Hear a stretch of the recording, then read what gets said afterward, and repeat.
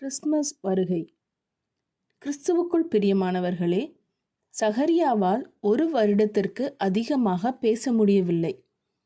அவர் தாத்தாவாகும் அளவுக்கு வயதாக இருந்தார். ஆனால் உண்மையில் அவர் ஒரு புதிய அல்லது முதல் முறையாக அப்பா. ஆனால் கடவுள் தனது வாயை திறந்தபோது சகரியாவின் முதல் வார்த்தைகள் அவருடைய புதிய மகனை பற்றி அல்ல. சகரியா சொன்னது, இஸ்ரவேலின் தேவனாகிய கர்த்தருக்கு ஸ்தோத்திரம், அவர் தம்முடைய ஜனங்களை சந்தித்து மீட்டுக்கொண்டார்.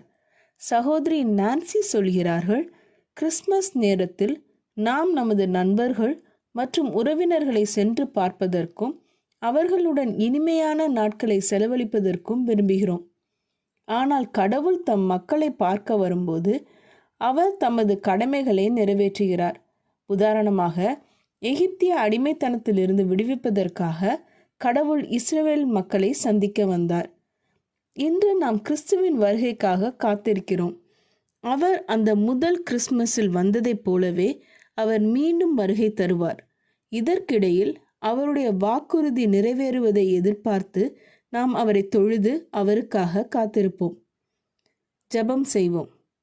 எங்கள் அன்பின் பரமபிதாவே, நீர் மனிதனாக இந்த உலகத்தில் வந்த நாட்களை நினைவு கூறும் இந்த காலத்தில் நீர் உலகத்தில் வரும்போது உம்முடைய மக்களின் தேவைகளை சந்தித்தீர். உமது வாக்குறுதிகளை நிறைவேற்றினீர். இப்பொழுதும் நாங்களும் உமது வருகைக்காக காத்திருக்கிறோம். நாங்கள் இந்த கிறிஸ்மஸ் காலத்தில் உமது வருகைக்காக எங்களை ஆயத்தப்படுத்த எங்களுக்கு உதவி செய்யும். இயேசுவின் மூலம் ஜெபிக்கிறேன் பரமபிதாவே, ஆமீன். இந்த மெசேஜ் 15 டிசம்பர் 2021 நான்சி டிமாஸ் வோல்கமோத் அவர்களின் இயேசுவை தேடி என்ற புரோகிராமிலிருந்து எடுக்கப்பட்டது. கர்த்தர் உங்களை ஆசீர்வதிப்பாராக.